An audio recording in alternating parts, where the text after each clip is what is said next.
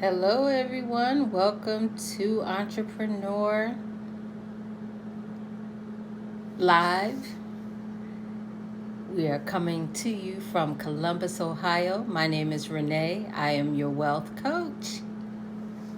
It's such an honor to be here. And on Saturdays, we highlight small businesses from all over. And today, I am going to highlight myself. So today we're going to talk about taking your business from good to great.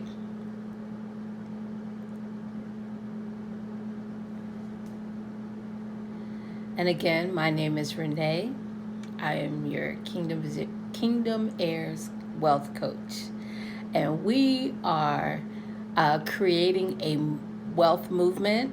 We also call ourselves the Wealth Builders because we help you you join us on the wealth journey. So we have online classes, we have lives, we have a Facebook group. So we offer a lot to you. But tonight we are going to talk about taking your business from good to great. I'm one of the coaches that will give you a little nudge in the direction of your destiny, of your goals, and of your dreams. People always tell me that I always kick them out of their comfort zone. But you know what? I kick myself out of it. And so coming on here live, that's out of my comfort zone. And, I'm having a great time because I get to talk about the things I enjoy. I enjoy business. I have been, from a little girl on up, a business-minded person. And so, enough of that. So if you have questions, feel free to ask questions, comment, and I will definitely answer your questions. And for those that are watching the replay, still feel free to tell me where you are chiming in from, and also comment below. I will respond back. And so today I just want to share. Today, my sister and I, we were out just hanging together. Hello, Yolanda. Welcome. And now Yolanda, I have to say, offers excellent customer service. Hey, Gary. Welcome. Glad you're joining. Yolanda's on here live. She offers great customer service, and when I purchased my cosmetics from her, not only did I get it, she's in. So you guys chime in where you're from. Tell me where you're coming in from, what state, what neck of the woods are you from. Yolanda provided excellent customer service. And so, and then we're going to start there, talking about customer service. And tonight, y'all, it's me. I am going to be the featured entrepreneur. I do own a business, R&R investment company. Hey, Connecticut in the house. Hey, welcome. Georgia's in the house. Hey. And Ohio's in the house. Hey. But yeah, I ordered my cosmetics. She's in Connecticut. I'm in Ohio. And she sent me an email saying, hey, thank you for your order. She sent me an email letting me know my package was on the way. And she followed up afterwards to make sure that I received my products. That is excellent customer service.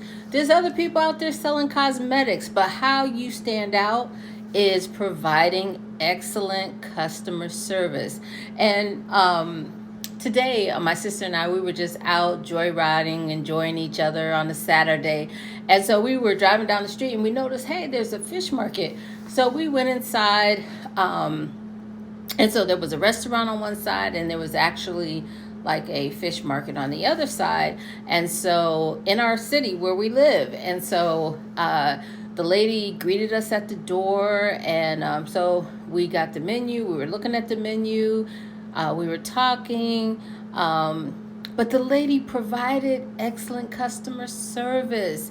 To whereas I could have went next door and purchased fresh fish, But instead, she talked me into a fried catfish dinner that I was able to bring home. And before I left, she showed me my food. And how many times, and you guys, just to raise a hand, letting me know, how many times have you gone to a restaurant or fast food or drive-through, you get home and your order is not right? How frustrating is that?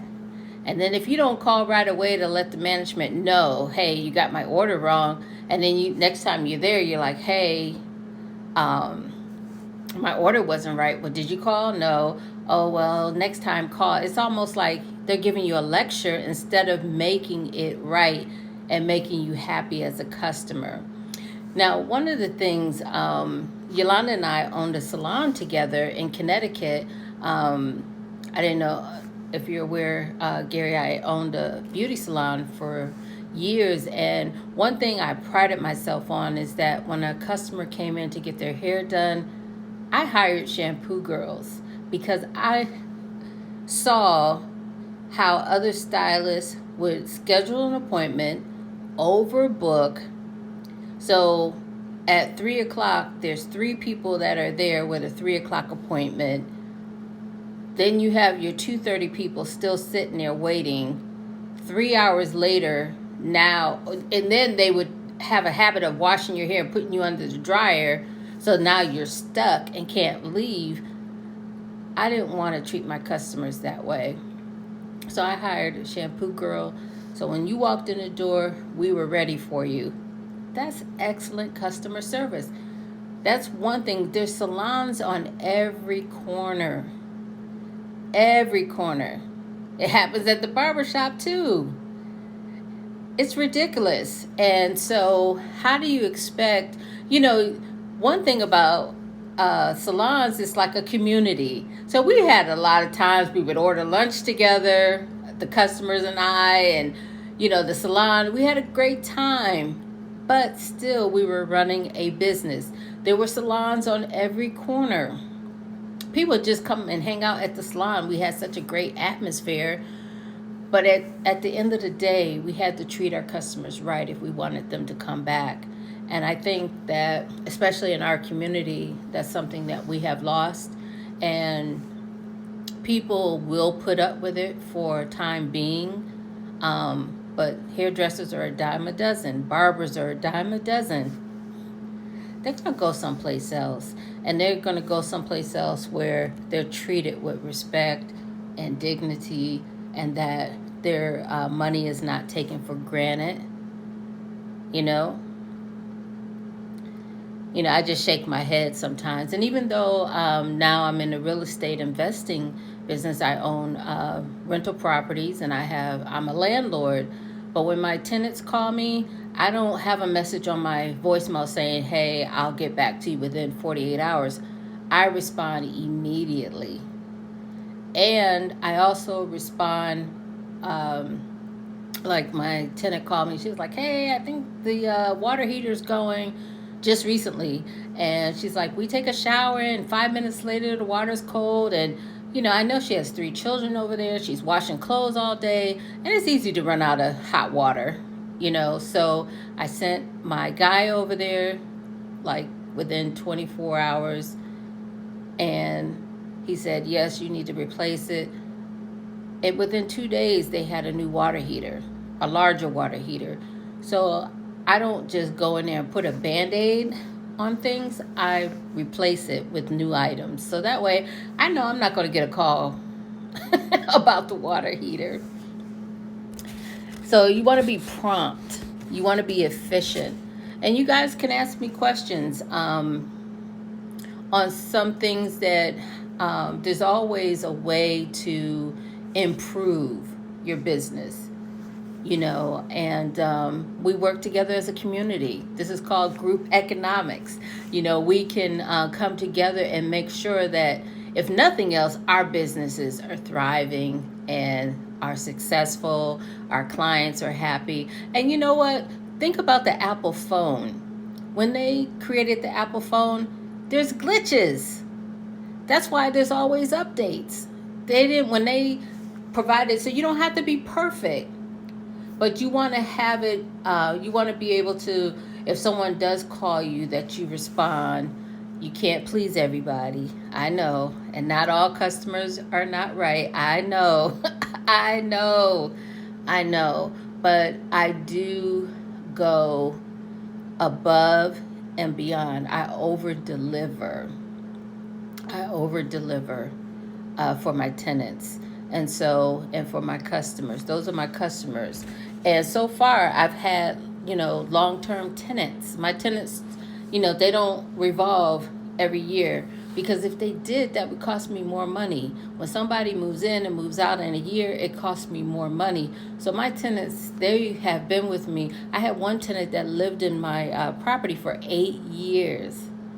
Let me tell you, that was such a blessing that I didn't have to worry about, I got to find another tenant. But, I provide excellent service. So what about you guys? Sometimes good customer service makes up for the long wait. Right, exactly. So like I said, when the salon we get busy, we order lunch, or even for the wrong order. Yes, exactly. But, as the company, don't be rude. Now with the COVID, delivery service, I haven't had any problem with DoorDash, but one time, I didn't get my order. I mean, hours later, I'm like, where's my order? And their customer service, I couldn't get in touch with a live person to let them know, hey, because you pay up front. You pay up front. So I'd already paid for my meal that I didn't get. So what I did was I called the restaurant and they fixed it for me. They were like, oh, we're so sorry. Someone came, picked up your order. We're so sorry. Do you want us to deliver it to you? Would you like to come by? And I said, well, I can come by and pick it up. Not only did they give me my meal that I paid for, but they gave me a $25 gift card. Those are ways that you stand out.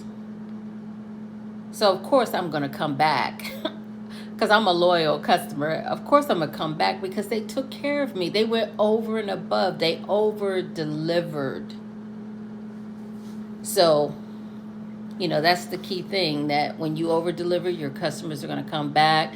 I know, Yolanda, you sell cosmetics. If someone's order is not right, I'm sure that you will over-deliver to make sure that they get their product. If they call with a complaint, listen to them, because that's how you receive feedback about your company. And I know you, Gary, you're in the insurance business. I'm not sure, things like being on time. If you schedule an appointment, time is money. You don't want to show up to the appointment 15 minutes late. You don't want to do that. The person has scheduled you in, took the time to say, okay, I'll sit down with you, I'll listen to what you have to say, but then you're 15 minutes late. That's rude.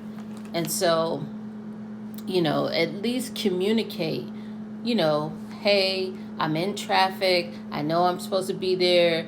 My GPS says I'll be there in the next 5 minutes. You want to communicate.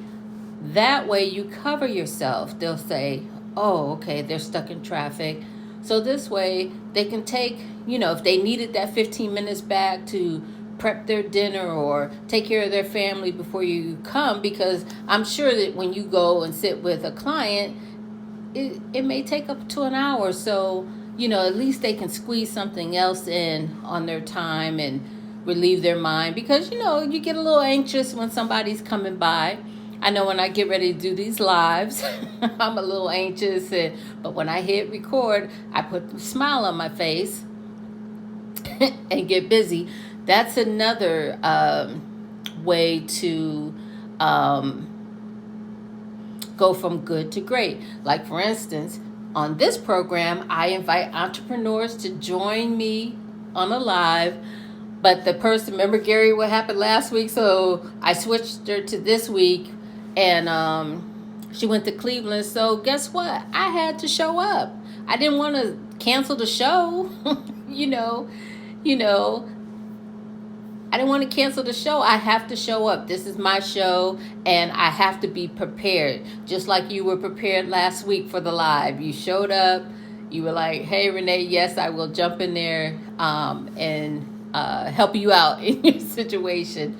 But you were the ram in the bush. And so that's a beautiful thing where, you still got to show up. When you're the owner of the company, you still have to show up. So if someone calls in sick or they can't make it, whatever the case, you still have to show up as the owner and make sure that your business runs efficiently. And so, yes, again, I want to thank you for joining. And for those that are watching the replay, please join in. Flexibility is very important in business. Yolanda can tell you there's times where, a customer will come in and they want a certain color. There's times we had to slip out the back door and run to the hair supply store, which just happened to be a block away, thank God. And, we had to, while the customer was being shampooed, we were getting things together. But yeah, I tell you, being in business, yes, you do make money. It is profitable. You do have some days, good days, and you have bad days.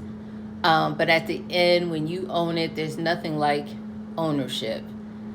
You don't have to report to a boss. You don't have to, the things that you do on a day job. It is a beautiful thing, but you can definitely do damage to your business. And so the other thing too, sometimes it's good to send out a thank you card. Even if they didn't buy your product or didn't take the sale, just follow up and say thank you. That makes a difference. Those are little things that I feel that goes above and beyond in a business where, like now when you walk into some stores, as soon as you walk through the door, they're like, hi, or welcome, just acknowledging your customer, letting them know, I see you, you're important, thank you, thank you for coming in. Thank you for letting me take, some time away from your schedule so that I can, present some options to you.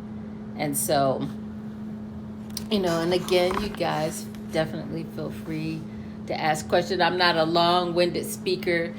Usually I'm doing the interviewing and they're doing the talking. But this is a time where I can, pour into you, answer your questions, spend more time than I normally do in the mornings on the Wealth Chat in our Facebook group. But this online business is new for me because I'm used to, a salon, a building. So coming online and building a business from scratch. And that's another thing too. You start off as a team or, you have people like that start off with you that are not there with you once you get in. But when you know that deep down inside that this is where you should be, this is where you can solve problems for customers, and customers are really excited and waiting for you to serve them, there's no turning back. And so the song that comes to mind is like, we're on the move. There's no stopping us now. We are on the move. Well, thank you. Thank you. You know what? That's what you have to do. You have to provide good content. And, I have a lot of experience and, over the years. And if I could help someone and make their journey much easier, why not? Why not? Why not? Because there was people that assisted me along the way. You know what I'm saying? I didn't get here by myself. I did not get here by myself. And to this day, even though I no longer do hair, I'm retired from that. I do still have an active cosmetology license, but I still keep in contact with my customers. That's community. That's like relationship. That's your community. And so, you're good at that, Yolanda, because when you do your lives, you're talking to the people. It's all about relationship. Those are the people buy from people who they know, like, and trust. Nowadays, you don't know who you're doing business with. And so, but if you know the person, and you're providing, excellent service, they're going to keep coming back. They're going to keep supporting you. And you know what, Yolanda, it's been my pleasure. It's been my pleasure. I'm having fun. It's been my pleasure. But you know what? People, when you come out with a new product, they're going to continue to support you because of your relationship, because of how you make them feel. If they come into contact with you and you make them feel wonderful, especially cosmetics makes people feel beautiful. You feel when you get your hair done, you just, like when I did the big chop, I just cut my hair last week again, and I'm telling you, it's like a weight lifted off of you. It's like a facelift sometimes. And people feel great. And so you don't normally get that fuzzy feeling when you go to certain businesses. And so that's how you stand out from your competitor. There may be, an oversaturated type business, but when you provide customer service, you'll be in business for as long as you want to be in business, so. And again, if you have any questions or concerns, I'm here to answer them. This is a Q&A. And you got to be willing to grow and learn new things. As you can see on this live, I got a background. I just learned that today. Actually, I called my daughter and I was like, hey, I seen people that do a live and they got a background. And she's like, okay, Mom. She sent me a video, a how-to video, and she designed it actually. And so, but I had to figure it out how to use it on here. Well, Gary, it's again my pleasure. Like I said, you two are my cheerleaders, so you two are a big support to me, and that keeps me going. You know what I'm saying? You got to be fueled. You got to be fueled. Sometimes, pretty much when it's an assignment, you do it. Okay, Lord, I'm going to do it. But then when you do it and then the support shows up, you're like, okay, God, you set me up for this, so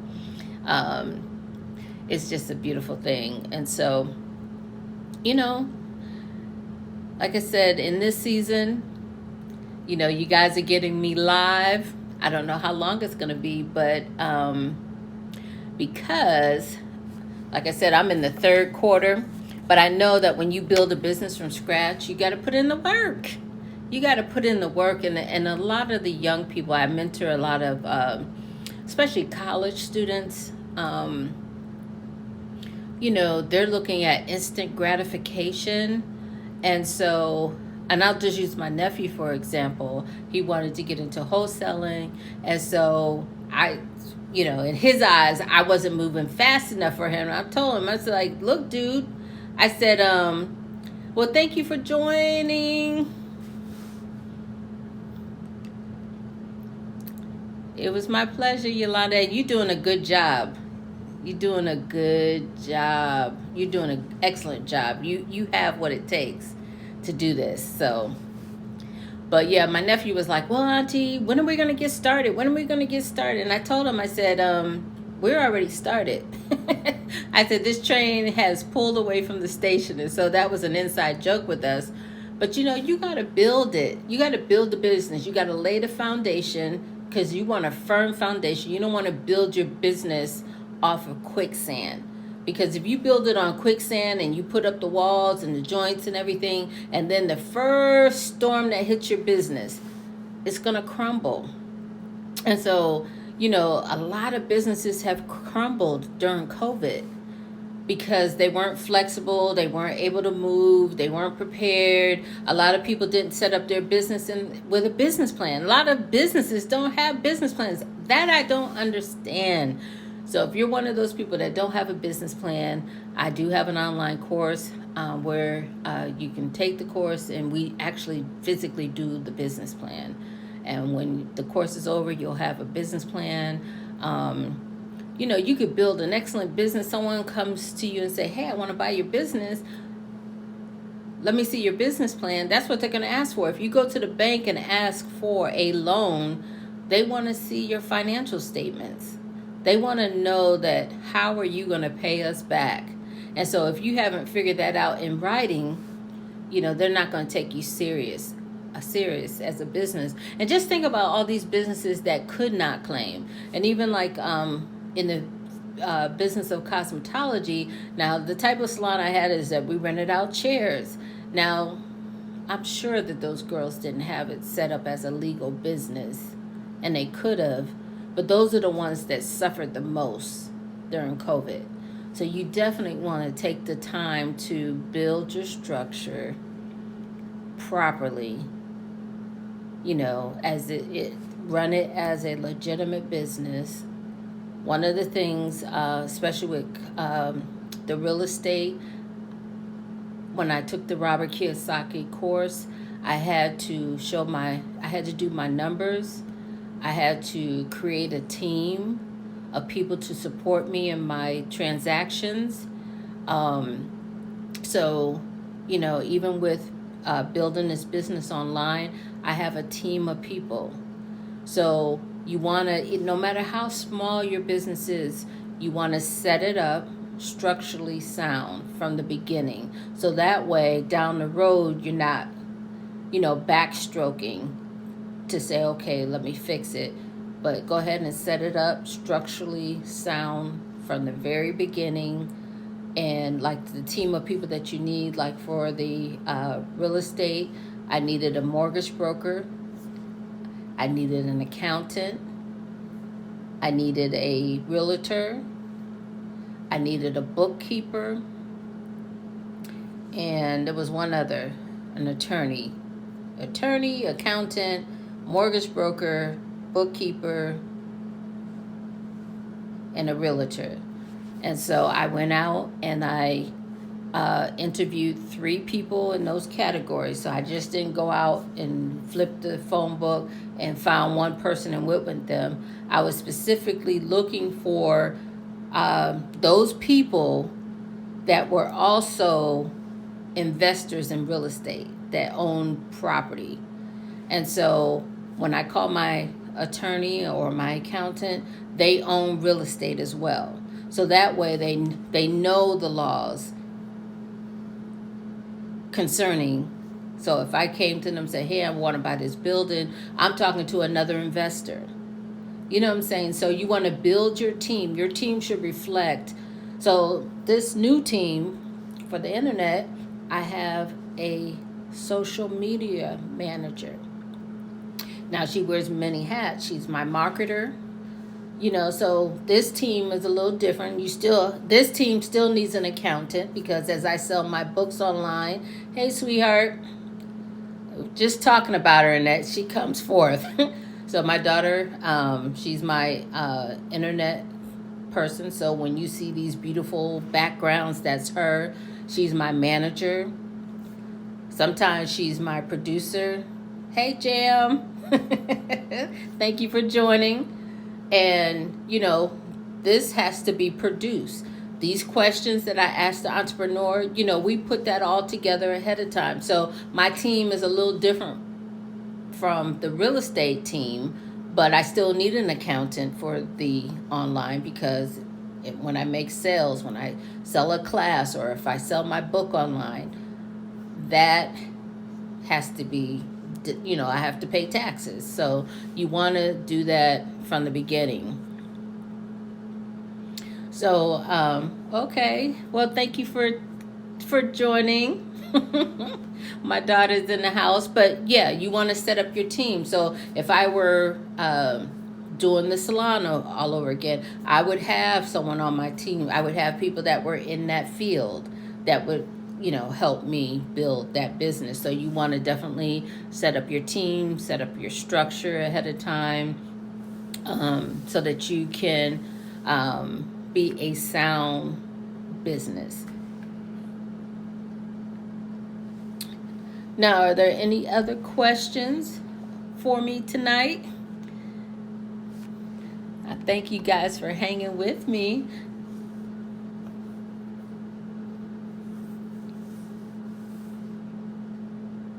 But yeah, accounting. You want to have an accountant, especially if you need a good bookkeeper too. You want to have your books together, because if you ever get audited by the IRS, you want to be able to pull your records, pull your receipts.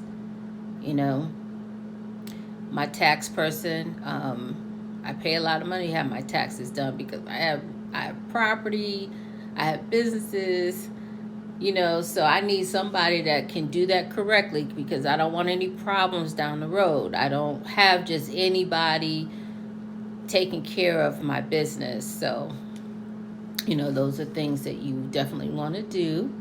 Well, I'm glad you're enjoying the talk. Next week, Rashana's saying hello too.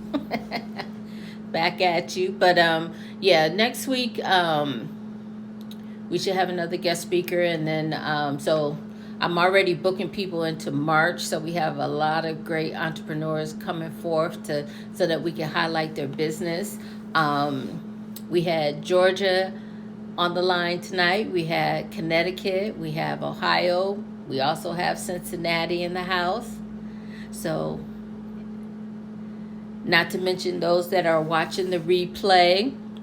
And don't forget to leave your comments down below. And if you guys wouldn't mind, if you enjoyed yourself, tag 3 of your friends. If you're finding the content of value,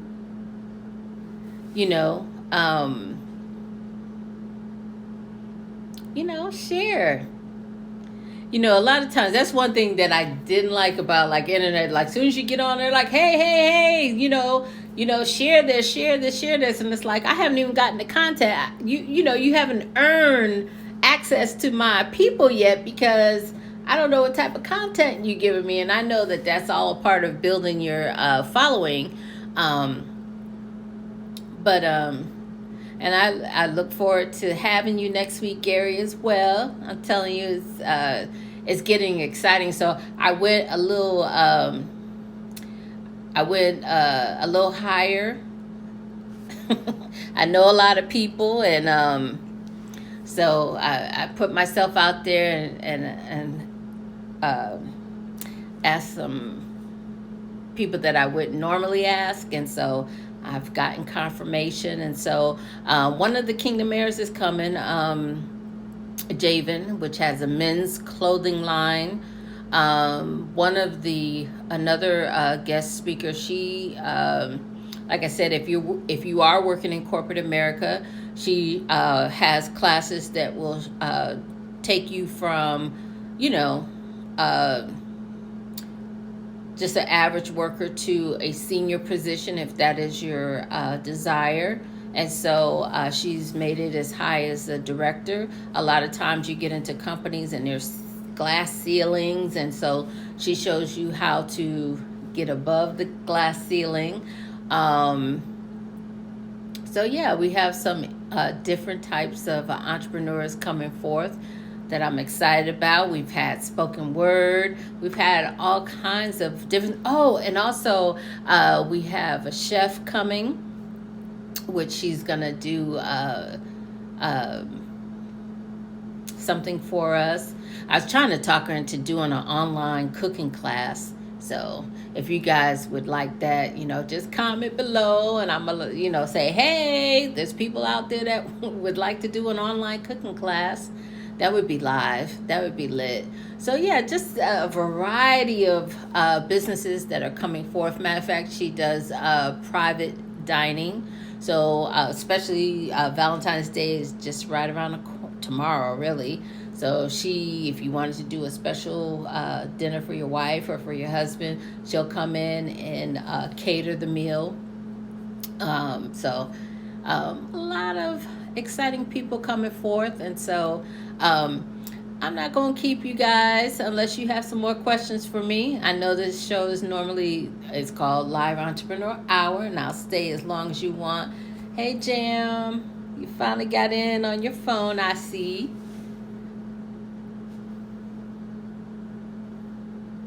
So we were just talking about, now I know Jam comes from a family that has a small business as well. And so we were just talking about how to take your business from good to great. And so and it's just small tweaks. It's just small little things that make you stand out from other businesses. Hey, like, hey girl, hey.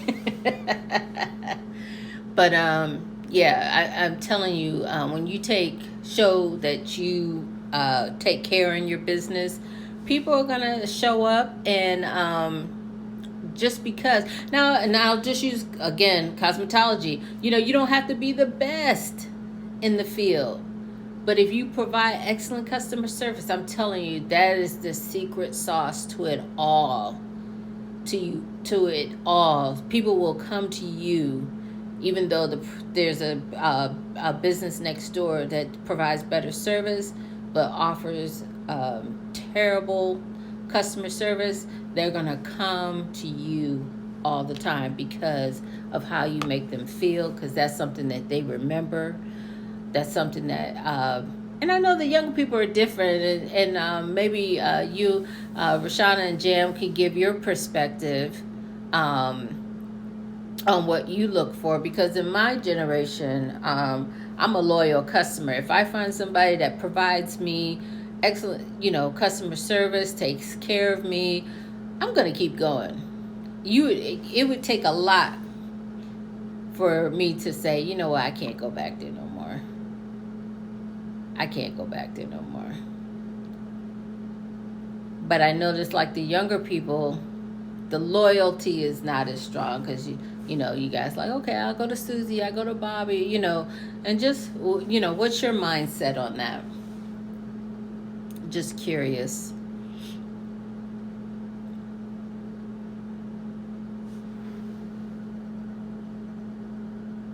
Rashana, how you like my background?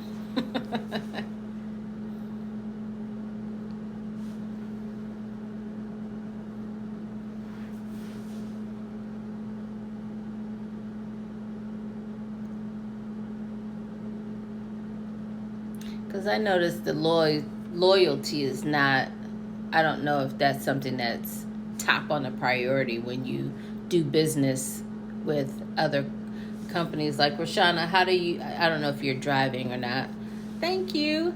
How do you handle, because I know that we'll use your eyelashes, for example, or your nails, do you go to the same person all the time?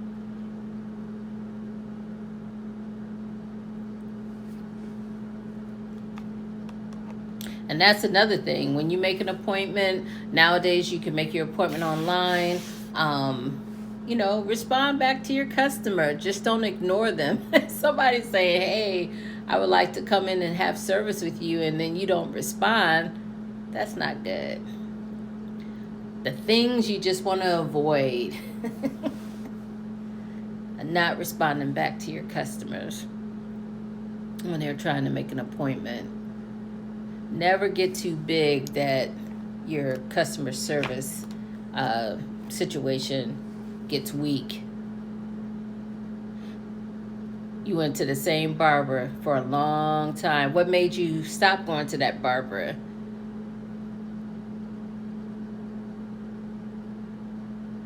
Okay, so you prefer to go to the same person because of building trust, but sometimes you have to branch out. What about people that are overpriced? That'll be a sure way of people not coming back. The wait was too long eventually. Like my hairdresser, the problem I have with her is that, yes, Saturdays is usually the busiest days in the barbershop, in the beauty salons. Yes, those are the busiest days that you're going to sit up there for a while to get your hair done, get your hair cut. For sure. For sure. But yeah, one problem I have with my hairstylist, you go now. The first time I went, like while you're getting your services done, like I'll go in to have a perm, but she'll like, hey, let me color your hair. No, thank you. Let me pluck your eyebrows. No, thank you. Or wax my eyebrows. By the time I leave out of there, I have spent no less than $125. And so her prices change every time I go get my hair done. Now that is also a no-no. You want to have set prices. Create a price list.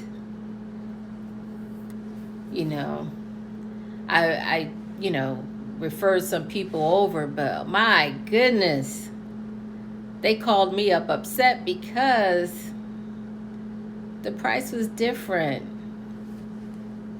So you don't want to leave a bad taste in your customer's mouth. You just don't want to do that at all. Try to, you can't fix everything, but at least go as far as you possibly can to make it right. A lot of times, even like on the lives, I don't know if you guys watch people lives, and of course there's this is a rocky type business where you'll get people that will come onto your live or come onto your platform and say negative things, and you'll see some of the speakers clap back. It hasn't happened to me yet. Although one time I did a live Zoom and somebody came on there and said something vulgar. And I just, I kicked them out of the group. Not verbally, but I did it quietly, So you don't want to let a customer take you out of your professionalism. So you just want to be professional at all times. That's one thing about salons and barbershops where the professional person gets common with their customers, like, oh, don't worry about it, no, I'm here to get my hair cut, I have an appointment, I'm paying for this. So no, just don't brush me off because someone came in, like, I'm here on time, my appointment's at 2:30. The 2 o'clock walks in late and you have them sit in your chair. No, they need to sit and wait. So, you want to have some boundaries set up. So like if my customers came late, I rescheduled them. I didn't, unless I didn't have another appointment. But if I already have an appointment and my customer's there and you came in late, I'm going to reschedule you. Because you're late, and if you take that person, you're going to get behind, and everybody else is going to get pushed back, and it's not fair to them if they showed up on time. So, but I would do it in a nice, respectful way. Just reschedule the customer, and, they would come back. But it also set the tone for people to show up on time because I'm there on time. Customers, they set up a 7 o'clock appointment. You there at 7 a.m. in the morning and they show up at 9 o'clock late. Like, that's no. So you do have to set boundaries, run your business professionally, have a sound structure, foundation,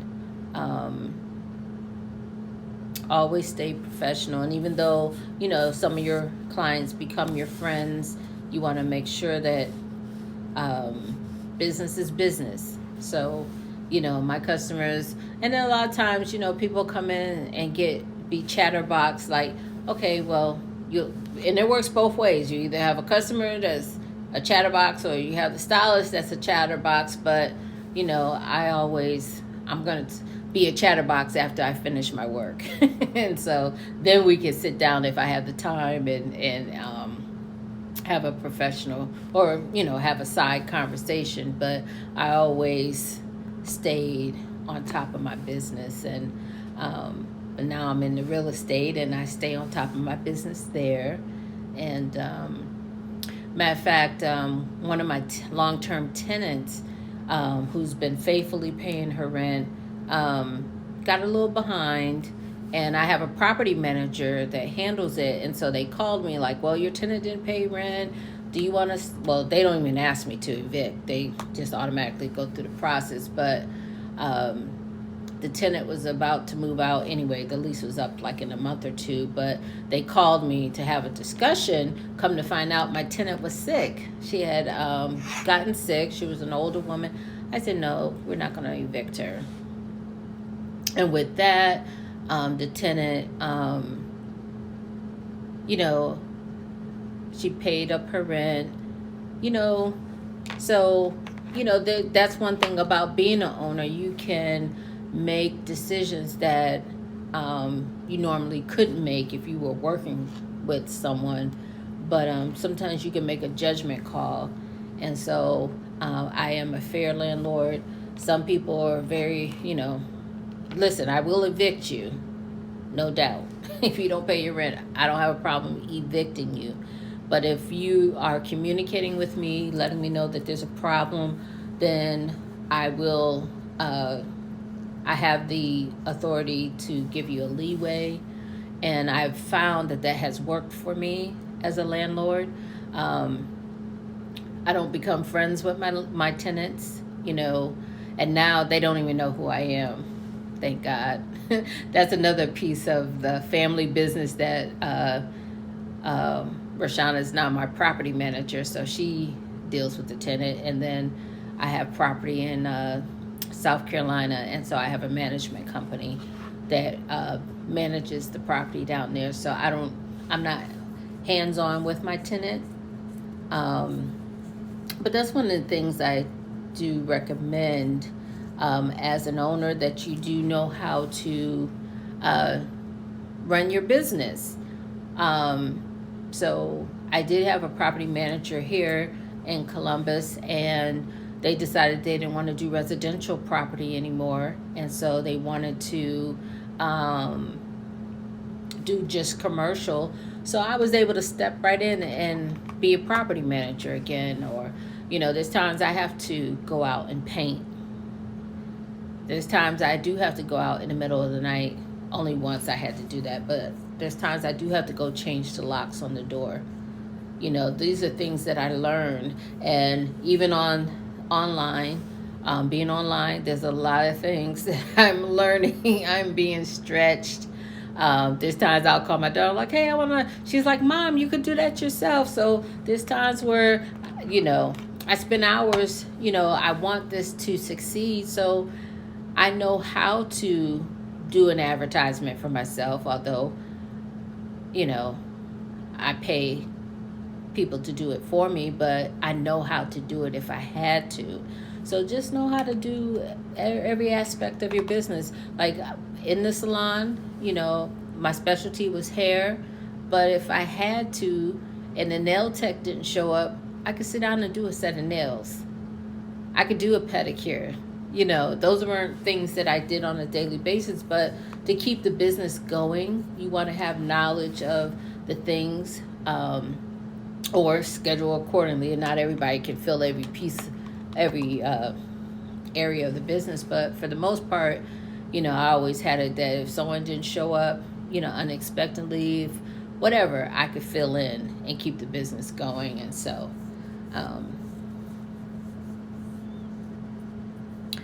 that's what I encourage. And again, feel free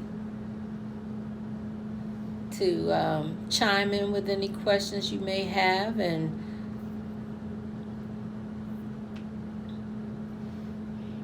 this was a great night, great conversation. Hopefully you walked away with some nuggets that you can use in your business.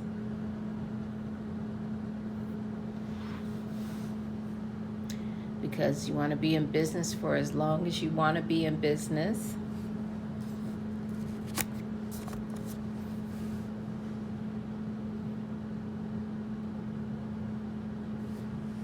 I'm surprised I made it this long, because I'm usually the I usually talk just 8 minutes top, and I'm in and I'm out. But great conversations. Like I said, business, I could talk about that for a long time, because like I said, I got 3 decades of business under my belt, and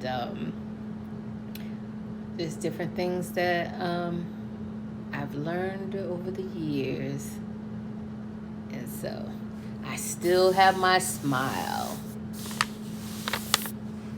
But yeah, I've started a lot of businesses from scratch. Even in my church, I started, well, no, I didn't start the bookstore, but, you know, I did take it. Anything that I touch, commit to, I'm going to always take it to another level. And so,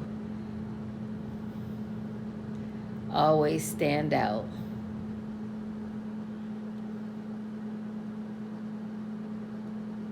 Okay, you guys, I'm going to go ahead and wrap it up. Thank you so much for joining me. See you next week. And again, feel free, if you found this content to be of value to you and you know other entrepreneurs that can benefit, yeah, feel free to share our page or tag some of your friends in the comment. This will be saved. You can watch it over and over again. And so we'll see you next week. Bye.